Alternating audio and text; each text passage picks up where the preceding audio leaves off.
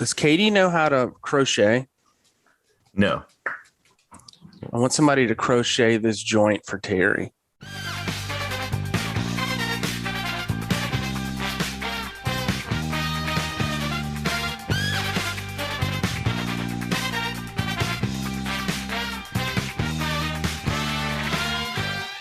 Welcome to $2 Steak, a pro wrestling podcast. I'm your host, Aaron Varnam. Joining me today, as always, Tolbert. Hello. Cookie. Yeah. And hail to the chief. He's the chief and he needs hailing. Hail to na, na, na, na, na, na, na, na. President Mike Maurer. What's wrong, Mike? You don't have anything presidential to say? I mean, you don't have to make a big deal about it. Are you going to give us like an acceptance speech? No. Yeah. Give us, Mike, as our new president of the rugby club, what kind of change? Are you just a platform guy? Are you just saying this stuff to get elected? What are you going to do to make a big change in our program? Yes. What's your stance on Afghanistan? Biggest thing, I think we're just going to set a schedule and stick to it. It's not that hard.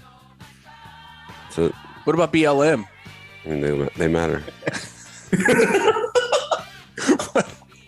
What about vaccines? Are you going to mandate vaccines for the team? I wish I could. Very pro-vaccine here. Kid? After watching people die in the hospital, it's pretty pro-vaccine. Okay. On this side of the fence. Can we mandate a vaccine cards? You got to show your cards before you get on the pitch. Yeah, I'm all about it. Masks? Are we going to implement masks? Sure, let's go.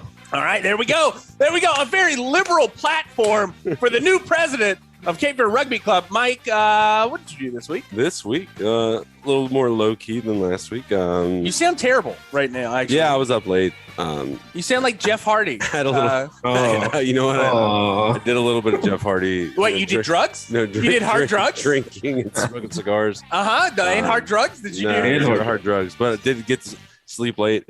I'm not used to staying up late, so anytime I stay up later than 11, then why do it? Because I was, enjoying the company of friends last night. You send his ass home. You say you take that one wheel of yours and you turn it sideways and you shove it up your ass and you go home, Nate. Go home. No. Panda, go home. So it was a good time. I was up late. Anyway, Friday got to do another little color commentary for the high school football game. Thank God for COVID, right? South Brunswick looking solid there. They beat the shit out of that team. So Mike, because we had our other guy was on assignment. Unwilling assignment. Unwilling assignment with the big C, not cancer. It was tough. We had to pull some strings, and Mike was like, "Yeah, I'll do it again." Aaron's like, hits me up on a Wednesday or Thursday. He's like, "Hey, I need you tomorrow." Like, all right, I'll do it. It's fine. I didn't. It was on Tuesday. It was Wednesday. It was Wednesday. It was Wednesday. I told you on Tuesday. It was Wednesday, but I kind of had a feeling I was going to have to do it anyway. I told you on Tuesday that you were probably going to have to do it again. Wednesday, I confirmed with you. Maybe, sure.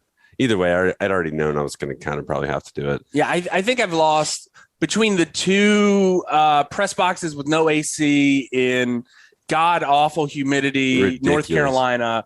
I have probably lost 30 pounds of water weight. Like why they don't air condition them or why they do. They have air conditioning units. They have units. a single shitty unit. And it's like the units that you see. But it's like they're made out of plywood and there's no insulation. So it doesn't matter if it's air conditioned or not. It's so awful. hot as fuck. So it's absolutely awful. No, I had a good time doing it. I feel like every game I do, I get a little bit better, find my groove. But yeah, that was my that was my week. I literally did nothing and then did color commentary for football game. Whatever you no wrestling references Mike, this week, though. What'd you say, Tolbert? Whatever he said or did, commentary, it had to be 1,000 times better than my match this week. So, yeah. Yeah, no, those guys are trash. CM Punk, baby. I'm sure. Talking about the commentators in yours. Yeah, they were terrible. It was like Midnight Mayhem level commentary. No, Midnight Mayhem is much better than this. Debatable. Tolbert, how was your week? Man, pretty good. I've been working. doing some home renos, nesting in the nesting phase, getting ready for this baby. And I'm going on vacation Tuesday. I have to work tonight and tomorrow. Yeah, we're going to Charleston on Tuesday, and we're going to be there West all Virginia, week. Right? Charleston, South Carolina. If you see Tolbert out and about, mug him and take his fanny pack because that boy's got fat wads right now. No, I deposited it. No, I hope you put all that money in the bank. I have to put it in the bank tomorrow. So How much is that, Tolbert? That's about $1,700. Does Katie just whenever you guys go on vacation, you guys always go to Charleston? Well, I haven't been to Charleston in like 3 years. You went like 2 years ago. And we used to go to Asheville. We go to Charleston. Yeah, you guys go to Charleston because of that stupid reality show that Katie loves. She loves Southern Charm, dude. Loves it. Is that thing still going on? Yeah, it sure is. Even with like Ravenel or whatever, that guy, like he's in jail now. That's what I thought. Like, so are they just putting a camera on him in jail? Like, is that? I don't know. They should. That'd be a much better show. I don't understand like reality shows.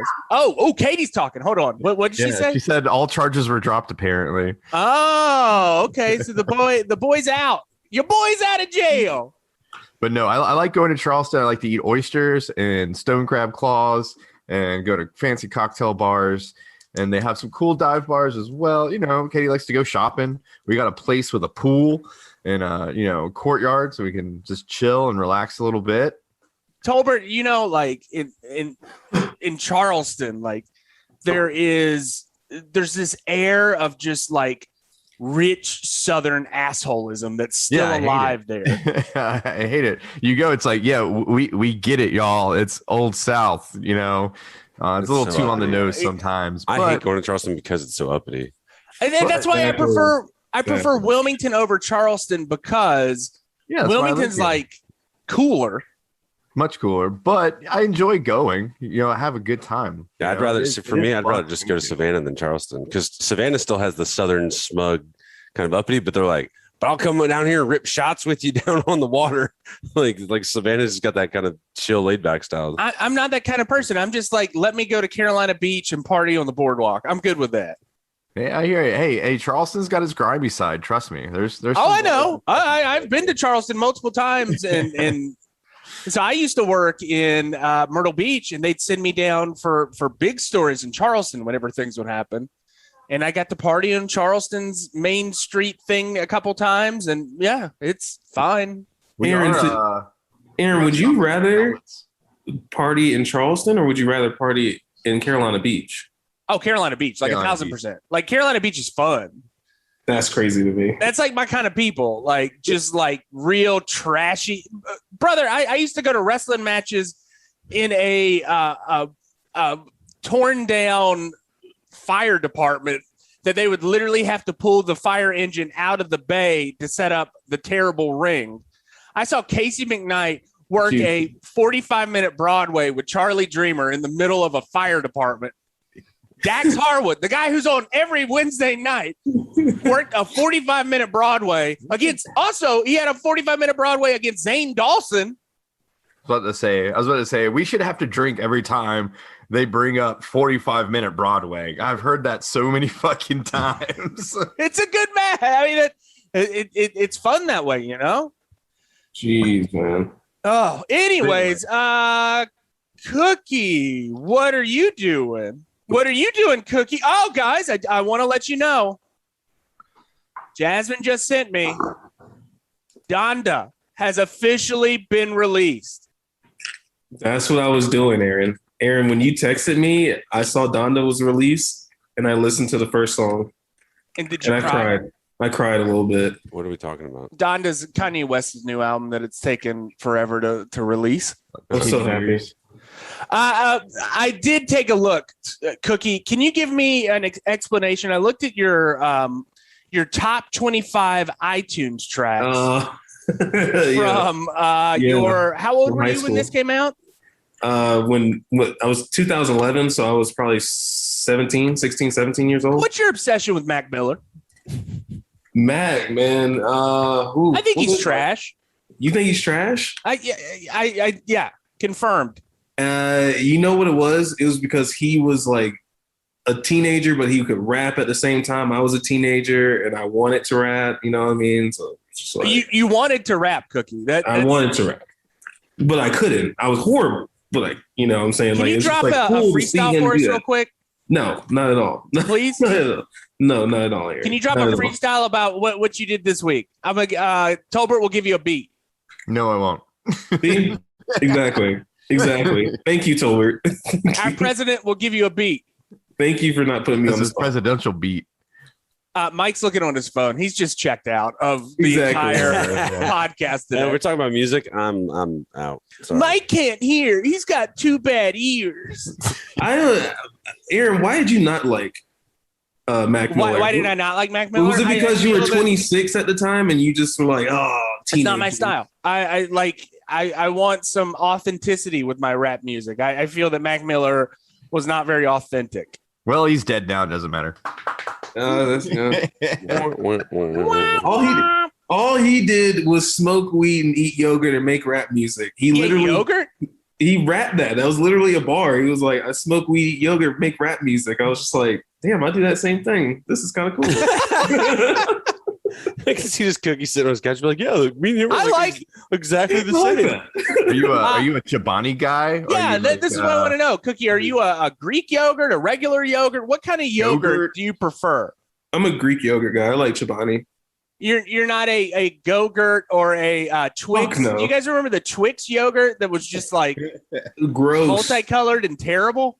Oh, it's so Yeah. much sugar, man. Absolutely. It's so disgusting. What? You're not an Oikos 000 guy?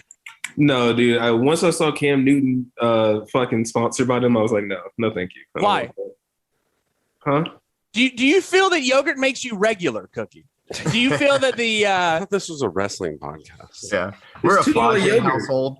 This is $2 yogurt. Mike, we always start off with 20 minutes of bullshit nonsense. I'm trying to fill time, okay? Because one, Mike, you take 0 notes of your fucking match.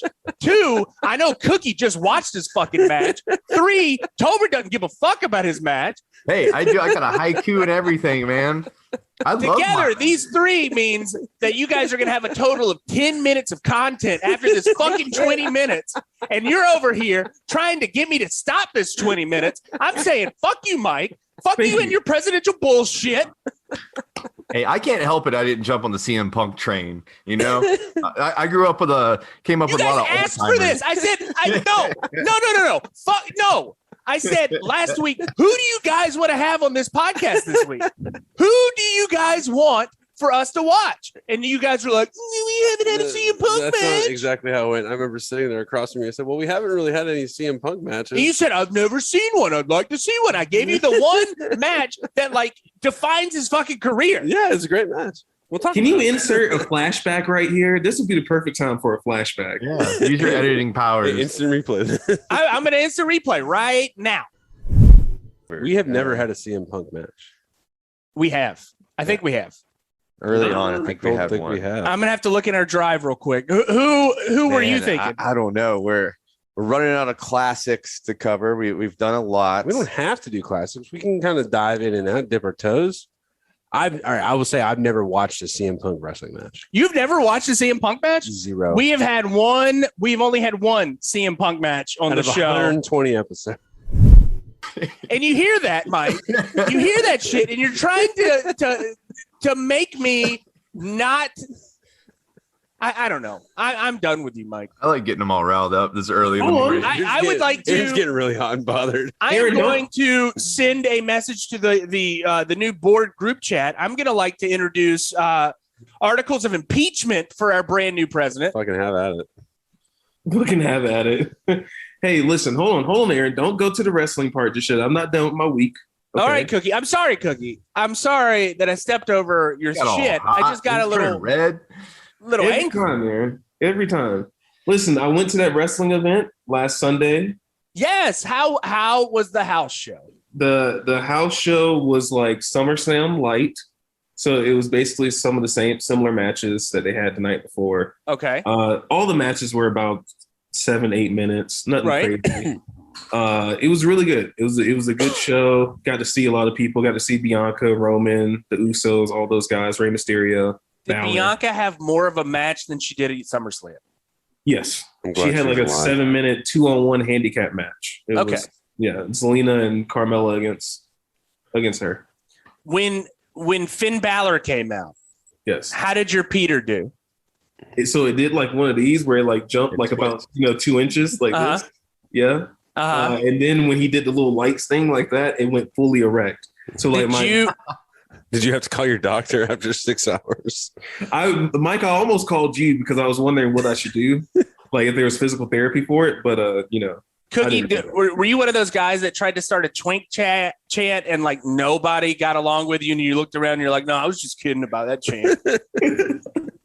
I'm fine with that. I didn't what was even funnier is that like everyone was booing Apollo Crews. So I was just like, hey, Chase, should I start a Black Lives Matter chant? Oh. Wait, absolutely not. Did Chase have to wear his vest so that he can get in for free? Service. The service vest. Says, I'm working, do not pet. Yeah. No treats, please. Oh shit. No, he didn't wear his vest. We got him in somehow. I don't know how. Other than that, Cookie, how was did you guys have a rugby match yesterday? We had a rugby match yesterday and we had a scrimmage on Tuesday. So I'm a little Did you get playing time? I did not get playing time in the game because the total amount of like weight on that front line was about 900 pounds. And those guys were just like, it was a guy from Hawaii. There was another big ass Colorado dude that looked like Cole. If you guys remember him, he played for UNCW rugby. And there was another guy that was like a former Marine that was like 300 pounds. Cookie, so it was sounds like you got to start dirty bulking, man. Dude, yeah. Yeah, I'm going to have to start eating McDonald's and just getting squatting, boy. Yeah, and squatting. So did you play in the scrimmage? Yeah, I played in the scrimmage. I played about 20 minutes. I was fucking gassed after about 10 of them. But it was fun. It was a lot of fun, going up against this team called Queen City. Not Charlotte. No, not Charlotte. I didn't get the ball, but I made a couple of tackles, and I'm cool with that. Was tackling real people as opposed to what we tackle on the Division III men's club? Was it different? Yeah, these guys like actually will try to run through you. They're not just going to hit you and then fall down. These guys are like trying to hurt you, so you got to get low. It's different. I'll tell you that much. It's definitely different. All right, thank you, Cookie. See that, Mike. It's about 20 minutes of content. Yeah, exactly. And then after this 20 minutes of content, I'm going to make a transition into saying, you don't need to walk me through this. All right. Aaron, we've done this 119 times. Let's talk about some wrestling. We're going to talk about CM Punk this week. CM Punk making a big debut a couple weeks ago on AEW Rampage live from Chicago, Illinois. He's a part of AEW's roster now. Mike, when you saw CM Punk come out the other night, you were excited. You'd never seen him wrestle before. So today on the podcast, we're going to talk about CM Punk matches.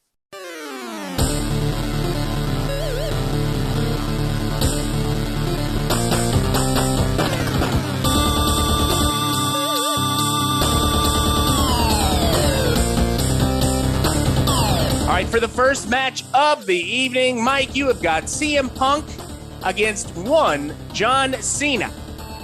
Correct. July 17th, 2011, Allstate Arena, Chicago, Illinois. Chicago, also where CM Punk is from. 60652. Help take a bite out of crime. So John Cena, CM Punk. The lead up to this is CM Punk. I think he's already dropped his pipe bomb. It was the week before, yeah. He has been talking mad mess about McMahon and Cena and the corporation and how everybody's pretty much out to get him, and pretty much 100% shoot promos, right? So like he's just telling it like it is. And, we all know that Vince McMahon is just a carny fuck at heart. And he leans so heavily into it that he gives CM Punk a title match at Money in the Bank. And CM Punk's at midnight that night, his contract was up. I don't know if that's legitimately was up or if we'll that's say that. Yeah, we will say that they did not have some backroom dealings and sign it ahead of time. I believe that he was still under contract. But the public perception is that CM Punk is not under contract after that match. Correct. And so, the whole lead up is, if CM Punk wins, he's going to leave WWE with the championship, just much like Bret Hart was trying to do in Montreal. Lots of allusions towards that Survivor Series. Yeah, and so Punk comes out, dude. Crowd is hot, right? Big. Obviously, it's in his hometown. He's one of the most over wrestlers ever, and crowd clearly in CM Punk's corner. A lot of Punk loses, we riot kind of signs. A lot of Cena sucks signs. John Cena comes out, and it's kind of like the Roman Reigns thing that we were dealing with for a long time there in WWE, is where they're trying to create him as this babyface, but because they're being so aggressive with it that everybody hated him. So John Cena comes out to massive boos and jeers. And so though one is heel, one is face, in the crowd's mind, it's completely switched. And then they proceed to put on a 40-minute Broadway and just tear the roof off the place. It was a long match. I did not take many notes on it, but the beauty of it was like the rise and falls of the match. They sped it up, they slowed it down, rest holds, never went outside the ring. Like a couple times they like rolled out or got outside, but like none of the garbage on the outside of the ring that you would expect, other than like I think one tope from CM Punk. And they literally you're halfway into this, and they just literally have the crowd eating out of their hands. Cena and Punk were absolutely like 100% on the same page, working incredibly. And I feel like they probably could have went another hour. But it's building up, and Cena is slowly taking the advantage over Punk, and we're getting a couple kickouts at 2, and it didn't feel so. My big knock on the AEW shit is like this, and NXT too, is like they're always kicking out, always kicking out, always kicking out. Right. And so in a 40-minute match, obviously you expect a couple of those, and it just never felt like too much, which was nice. But we're 36 minutes into this. Vince McMahon comes out with Laurinaitis, who I think at the time was some kind of head VP or something like that, right? He was the head of talent relations, like what he is now.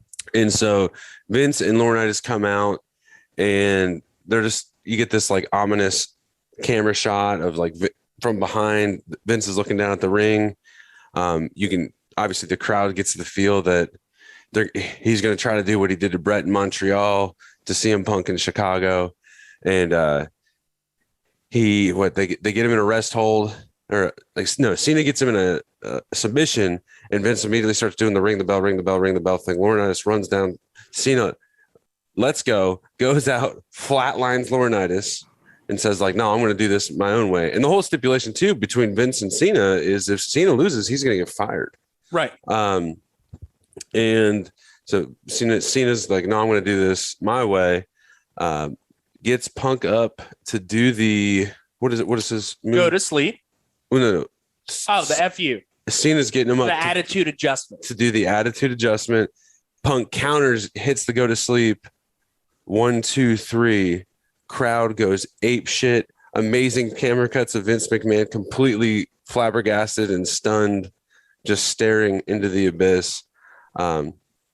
Eventually, Vince calls Alberto Del Rio out, who had just cash it in, Alberto Del Rio, cash it in, Alberto. It was this is only the second Money in the Bank match, or pay-per-view, and Del Rio comes out, immediately gets kicked in the face by Punk. Punk quickly goes out, and this is where we get that infamous CM Punk blowing a kiss to Vince McMahon, and he leaves out through the crowd. Tell me about some of the fans you saw in the So I was really stuck in on this like tall, skinny black guy that was right on the thing, he had a "We Hate Cena" shirt, Right. and next to him looked like his son was just this little kid was probably 8 years old, just marking the fuck out. Like he was all about it the whole match. Blah blah blah. Little did I know, we started watching a little bit later. And you're like, yeah, ICP's like right behind them, and I'm like, I didn't even notice. So Shaggy 2 Dope, literally Shaggy 2 Dope, and Anybody Killer, ABK. I had to look that up. I was literally just looking that up, trying to see who that person from Psychopath Records is. They were sitting in the audience. The one thing that I think makes me very happy and at the same time, like, what the fuck? Think about this. Shaggy 2 Dope could have gone to this match completely anonymous without painting his face. Yeah. This motherfucker painted his face and sat at the hard in front of the hard cam so people would notice him. If you got a gimmick, you gotta live it, man. You gotta live that gimmick. Like, people would not have. He could have just enjoyed it and had like a day. That man wanted that attention. Dude, they don't go out without their makeup hardly at all, man. You see interviews of them on their tour bus all painted, dude. You think he goes to the grocery store with that makeup on? No, I mean, that's his private life. But when he's going out in public to be a public figure, you know, you got to, you know, juggalos, baby. Was he being a public figure at Money in the Bank, or was he going as a fan?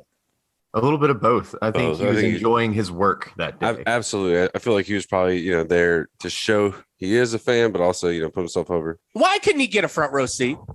Maybe it was sold out, man. I don't know. He was like 10 rows back. Like Shaggy 2 Dope is probably got the money to get a front row, right? Maybe he's a penny pitcher. You never know. Maybe they depleted the ICP fund. Maybe he slacked on tickets, you know? It was like, oh, heart shit. catheterization. No, that's Violent J. Violent J, yeah. Get it right, Mike. There's 2 members this week. So yeah, Tolbert, how did that news affect you? I was like, oh man, because like he's a good dude. I know their music is controversial. They've got a lot of flack, you know, from agencies such as the FBI.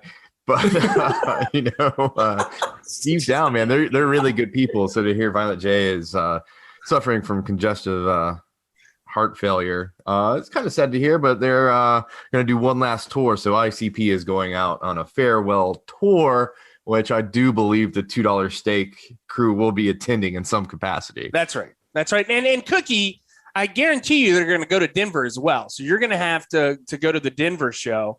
And Cookie, your hair right now looks like most of the guys on ICP. You and Violent J, all you got to do is paint your face, and you're going to be like, people are going to be like, that's Shaggy 2 Dope right there. Cookie, just paint your face like you did for Darby Allin again. And Paint half my face again. Yeah. Cookie 2 Dope is going to be going to an ICP show. Cookie too much. I'm going to be the darkest thing there. 100%. I don't know, Cookie, man. That you don't understand, man. That ICP juggalos, everybody's a part of that family. Family, dog. Family, dog. Family? Oh, we talking about family? Okay. Family. We talking about family. I might go. Shit, family? That's right, my ninjas. That's right, my ninjas. Jasmine's gonna beat your ass for that line. Ninja, that's what they say. That's what ICP says. Man. All right. ICP calls all their fans ninjas. I can't wait to see what Jasmine has to say about this one. It's not me. That's ICP. That's a known thing. I'm just trying to instigate now at this point. But Jasmine's gonna be like, Jasmine's a part of the family too. She's a big ICP fan. Stirring the yogurt. She listens to ICP when she's giving people massages at the Riceville Beach massage place. The most relaxing thing I can think of. She's like talking about chicken hunting while she's like, how's that right there? How's that pressure right there? I want to see Jasmine with her face painted. We're talking about chicken hunting. She's not going to do that shit. I can't see her drinking Faygo. She drink Faygo all the time, Cookie. What's happening to my ninja? She likes that shit. She loved that shit. She lived that life. Aaron's gone full juggalo. Yes, Goddamn juggalo, Cookie. That might have to be the artwork this week is Aaron's face painted. CM Punk has a goddamn juggalo. I'm going to let him have it, Tolbert. I'm going to let him have it. There's straight edge juggalos out there. Mike over here choking his shit.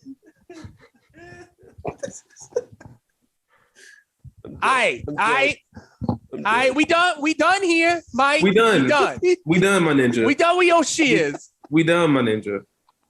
What did you say? My ninja. I said ninja. Okay. I said Okay. ninja. I said We about to move on to cookie section. Let's do it, please. I got shit to do. Cookie, what good? What's good, Cookie? We talking about Cookie? Oh my God. You're not even gonna do the social media report? Fuck social media. We run this shit. It's trash, Cookie. It's always trash. That's true. That's All right, true. Cookie,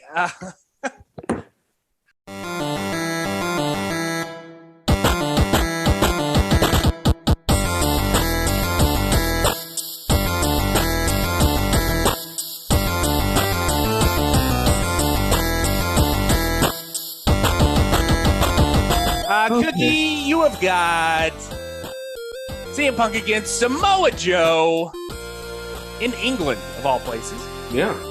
You know, the funny thing about having commentary that is in English is that you get a little background info about the wrestlers and their storyline, which is what I normally do not get when we have Japanese matches, unfortunately, because Mike had to cancel our Japanese follower that one time. Our translator. Yeah. Still We don't even know. Guys, if you want to buy one of our t-shirts, we don't even know. We can't guarantee you that it says Dory Funk Jr. Sex Job. God. You can't. All because of you, Mike. Ugh. Anyway, so I learned that these two have wrestled two 60-minute draws for the ROH title. This is ROH, correct, Aaron? ROH. So this is not ROH, but it was around the time of the ROH stuff. This is like some random British promotion. Okay. Well, so Punk has never beat Joe in any kind of capacity. He's never beat him. CM Punk, just to give you a little background, straight edge, which means he doesn't do drugs, drink alcohol, or engage in promiscuous sex. Fun fact, I was straight edge in high school and in college. Everybody was straight edge in high school for like a week. Wait. What? No. I was straight edge the entire length of high school. I never went to were you So Cookie, explicitly straight edge is the question. I've got so many questions. Yeah. Were you like into like hardcore music? Were you Did like you listen to like Minor Threat? No, but I did listen to like. I'm just trying to think of like the crazy stuff that I did listen to. You weren't listening to like Turnstile or Gorilla Biscuits and going hardcore dancing at shows and like beating people up for smoking cigarettes? Never did Right. any of that. No, can't say I did. I once saw but Tolbert almost get into a gang fight at a show because he was in front of a bunch of straight edge people, and he was not acting straight edge because he was There not was a straight bunch edge. of straight edge skinheads, and they were not happy about my activities and their proximity, which I was completely unaware of the whole time. Skinheads? Oh man, I don't want to fit in with. I don't want to be those guys. No, Good skinheads, straight edge skinheads, but unhappy ones with my actions. Well, Yeah. it only took one training of rugby, like one practice at rugby to like say, okay, I'm not straight Break your edge. Yeah, I'm not straight edge anymore. Fuck this shit. I'm gonna drink and have promiscuous sex and do all this crazy stuff, man. So you drink. And drink. Oh yeah, and yeah, do that crazy ass drinking stuff too. Anyway, so with this match, we get a typical working start to this match. Test of strengths. Joe gets the upper hand, slaps Punk a couple of times. Punk rolls away. So I imagine Punk is the heel in this match. Is that correct, Aaron? yeah. So it was actually kind of a fun, like built-in kind of heel when he was a straight edge, much like every other straight edge that they're a lot like vegans where they just want to tell you how straight edge they are or how most vegan they are. Straight edge kids are vegans. There you go. So he would tell the fans, he'd be like, I'm not putting that poison in my body and you guys are stupid for doing it. And he would call out people and preach to these people about how terrible they are. And it got him a lot of heat. And it was kind of a fun thing, Yeah. See, I mean, look, I tried the gimmick. I tried the vegan gimmick. It's not for me. But you were never truly vegan. You were. Yes, I was, Aaron. Shit. For a full week, I did not eat cheese or any kind of dairy product or any animal products. Special, yeah. That was debatable. All right, Cookie, keep going. Oh, fuck you, Aaron. Okay, anyway.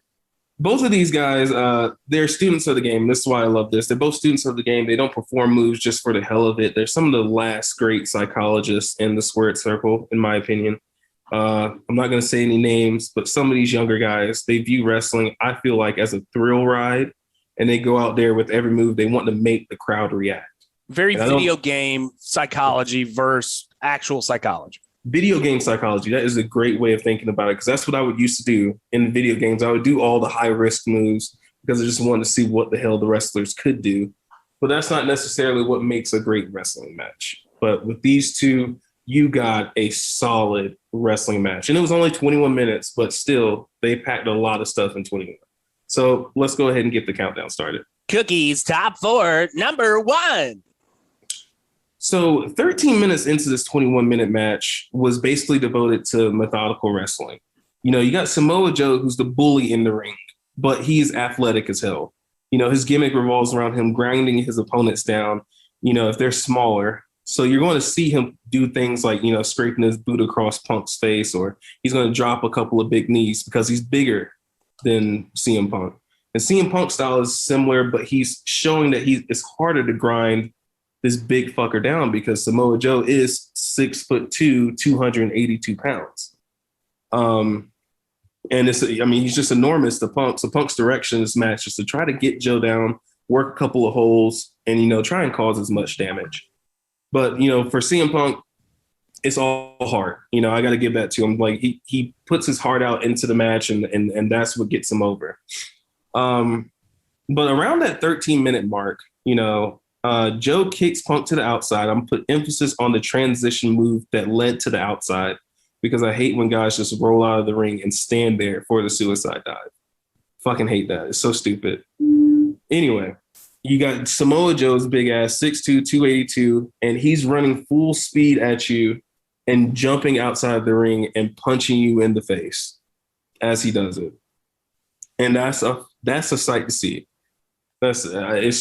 Samoa Joe is probably bigger now. Would you say, Aaron? Would you say he's he's a lot bigger. He's a lot bigger now, right? But he can still do some of the athletic stuff. That's why I like him, though. Yeah, watch a big man like that move like he does. I mean, he was one of the reasons I still watched newer WWF for Samoa Joe. It was so entertaining. Hell yeah, that's what I'm talking about. And yeah, man, Samoa Joe's the shit. I know this is a CM Punk episode, but for probably 13 minutes of this match, Samoa Joe is just bullying CM Punk. He's just beating his ass. And I just want to point out that CM Punk at this point looks just like Steve Corino with the blonde hair. Yeah. I just can't get over how much he looks like Steve Corino. And then in Tolbert's match, I'm like, damn, he looks like Raven a little bit too. Like, right. I don't know what the gimmick was at this time, but the blonde hair gimmick was in, I guess. Number 2. All right, Joe follows up that suicide dive by grabbing a chair. He's propping it in the corner on the outside. He plops CM Punk down, and then he runs as fast as he can and nails Punk with a knee that just jars the entire crowd. Everyone just goes ooh, because they couldn't believe what just happened, because, you know, obviously Samoa Joe's a big man, and to be doing this is a spectacle to see. And then, of course, you see Samoa Joe run around the entire ring as if he's going to do it again. He fakes the knee, and he just drops down and does a soccer celebration. Like, here I am. And the crowd goes wild. Speaking of soccer, I just want to say fuck you to Cristiano Ronaldo. He got my hopes up as a Man City fan, and he let me down. And I'm so sad about that. Tolbert, did you see that? What, that he's coming to the Premier League for United? Yeah. Well, I mean, he played for United for years. That's his team.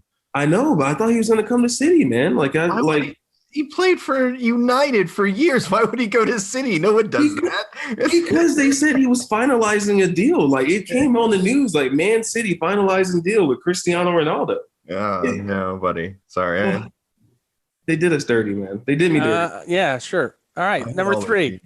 Fuck you, Aaron. Whatever. All right. I don't know. Okay. Number 3. I don't know what the Pepsi plunge is. So I will tell you what it is. What is it? It is the Pepsi plunge was a top rope pedigree. Oh shit! He would get the guys up. He would hook their arms on the top rope and then pedigree them. It was pretty wild. Okay, but it can hurt people very easily, so they changed to the GTS when he went to WWE. Well, and probably Triple H was like, I don't want you to do that move because it looks too much Right. like pedigree. Yeah, I mean, it's a pedigree off the top rope. Yeah. Okay. Well, that's why he couldn't get Joe's big ass up because he was trying to pedigree his ass. Okay. Yeah. From the top rope. Talk about the just random, but talk about the oddest tattoo that you can get is the fucking Pepsi logo. Right. Punk didn't get the Pepsi plunge, but he broke Joe down with a couple of shots to the face, and then he drops him with a nasty shining wizard that almost puts Joe away, but to no avail. So that's my number 3. Before I go to number 4, I'm gonna go to the honorable mentions. Punk had a string of moves that were simply gorgeous. Like he hits Joe with what the commentators call the grapevine DDT, pretty much spikes Joe on his head while his arms are pinned behind his back. And then he hits a ripcord clothesline, and without missing a beat, he hits one of the ugliest moonsaults on Joe. And like, all for only a 2. But that's Punk's strategy at this time, just a controlled burst of attack when Joe gets caught sleeping. Right. And then for 21 minutes, he was just trying to catch him whenever he could and just create as much damage as he can. But didn't work out. But Samoa Joe, his offense is extremely unique in and of itself. He does a power bomb into an STF. Joe's senton is one of those moves that looks like it's harmless, but it might knock the wind out of you because he's almost 300 pounds. And then that tornado DDT either looked botched or Joe was too blown up to roll through it because he kind of just like starfishes. I don't know if you noticed that, but he just like couldn't roll through the move. So he just like starfishes and just lays flat, and the ref counts 2. But let's go to the last one. Number 4. All right. So once again, after the Shining Wizard, Punk goes for the Pepsi plunge. Joe's big ass on Joe. Sorry, he goes for the Pepsi plunge on Joe's big ass. And this time, as a fan, you're thinking maybe he'll do it because Joe is weaker. But I guess Punk didn't realize that Joe's going to kill you. I repeat, Joe is going to kill you. And I swear a little piece of Punk died with that last move, the muscle buster from Samoa Joe, because that was all it took. And still your champ. I don't know if it was ROH champ, whatever it was, still your champ, your winner, Samoa Joe at the end of this match. There you go. The muscle buster, Aaron. Would you take the muscle buster? No, like that move almost crippled Tyson Kidd. So no. Shit, I think it damn near paralyzed him. Yeah, I think it broke his neck. Yeah, like no, I'm not taking that move either. Fuck that. To end this, I would give this match 4.5 cookies. 4.5 cookies. Solid. 4.5. All right.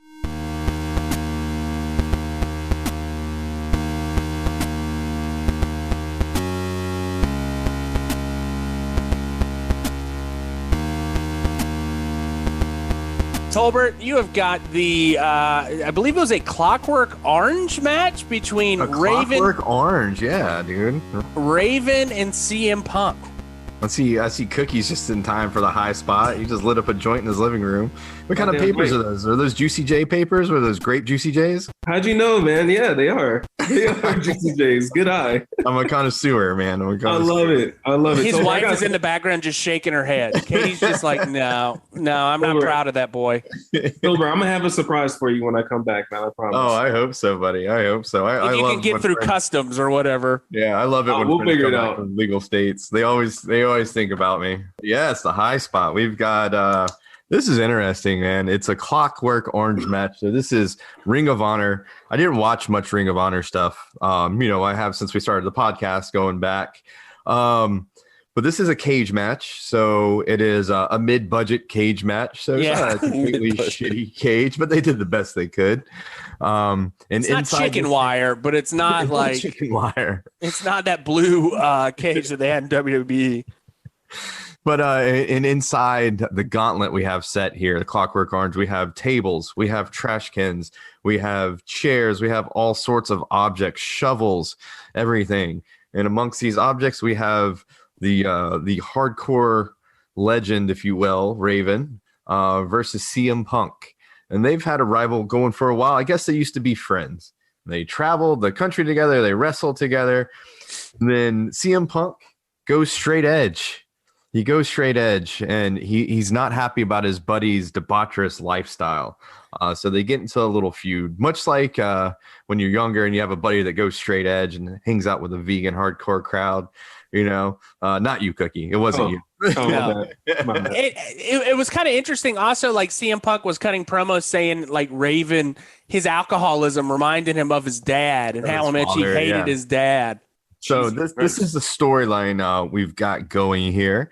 So we started off, man, these guys lock horns immediately.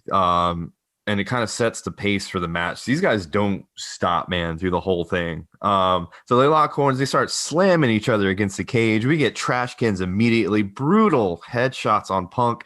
I think there's blood drawn from CM Punk maybe 3 minutes into the match. Yeah, it's very soon. He is bleeding, and to the point where he's leaving full face prints on the canvas of his blood. This leads to a handcuff spot where we see Raven handcuffed to the ropes. It was pretty interesting. Punk has the key, but Raven manages to fight him off and get some pretty good stuff in to unlock himself and to continue just batter CM Punk with objects. In the meantime, we have Colt Cabana ringside, just sitting there in the stage. He is on CM Punk's side. He's his entourage. It's funny. He's just sitting in a chair, and every time they cut to a shot of Colt Cabana, he just goes, "Yeah, get him. All right, now, come on." They cut to him like 3 times, just going, "Yeah, all right, come on, get him." We didn't even mention he was also ringside during Mike's match. So Really? Colt Cabana. What? I didn't notice that. Yeah. So this leads to our first 2 count, which Colt Cabana interrupts with the chair he's sitting in, opens the cage up, throws the chair awkwardly at the referee, interrupting the first 2 count. So this leads to Punk getting in a little offense, but Raven eventually gets the upper hand, and we see the tables come into play finally. So Raven sets up the first table. We see a little tease. After Punk regains his composure, gets Raven on the table, he's going to the top of the cage. We think we're going to see a huge spot off the top. Raven kind of regains his composure, climbs up, and bashes Punk's face on the cage, and he takes a huge back bump onto the table. Punk kind of misses the table a little bit, though, catches it with his legs. I don't know how he didn't knock himself out when he came off of that top of the cage there. But we continue on. We get to another table spot. And this is kind of the wrap up of the match after a little bit of more brutal back and forth with objects. But Raven sets up another table and actually does a DDT off the top rope through the table. Brutal move. And this is like the 5th DDT in the match as well, because it's one of Raven's finishers, one of his signature moves. The even flow. The even flow. This is before the even flow. They called it something else. It wasn't the even flow yet. Oh, I'm not sure. This was like 2000, so it might have been. I think it was. I think it was even flow. Yeah, but a lot of DDTs, a lot of weapons, a lot of headshots, a lot of blood. Man, just a brutal 15-minute match. But it was really entertaining. Yeah, what's up, Cook? Wait, his move was never called the Raven effect? Did I just like make that up in my mind, or was it always called the even flow? Isn't that the name of the DDT move? I think they called it the Raven effect in this match. Oh, they do? Oh, okay. Yeah. I thought it was called the. I'm pretty sure they call it the Raven effect. I'm not okay. sure. I'll have to go back and watch. I've watched this match like 3 times, but I skipped around a little bit. But but brutal match, man. They just go the whole time. So we get to the finish. Punk has just taken a DDT through the table and pinned 1, 2, 3. And is laying out cold. We think it's all over. All of a sudden, the house goes dark, man. What's going to happen? Who's going to show up? What the hell is going on? It's lights out. The house lights are brought back up only to see Raven crucified on an X, bloody, with barbed wire wrapped around him, and CM Punk taunting him and exiting the ring, leaving him in a bloody heap, nailed to an X. Yeah. Crucified. But pretty crazy, huh? Yeah, so these guys, insane. It's like we've seen it before. Anyway, So, but yeah, long-standing feud between these guys. Apparently, Raven has not beaten CM Punk. This is the first time he's beaten him in this feud, and they've gone back and forth. And we have an interesting matchup coming a week later, where Raven selected CM Punk's next competitor, which will be Mr. Terry Funk. So that week, CM Punk wrestled Terry Funk in some sort of Ring of Honor match. I'm surprised I didn't pick that one, Varnam. I tried to, and I said last week that I was going to try to find it. I could not find it anywhere online, but I'm sure it was a banger. But yeah, I enjoyed this match. When I saw that you gave me a 15-minute cage match, I was a little skeptical, but I had fun. It's not WWE cage because Mike doesn't like those. This was a good cage match. Mike is still here. Mike's still here. But yeah, brutal. Both of the guys just got down and dirty. I mean, there's chains and shovels and all kinds of shit, but definitely worth a watch.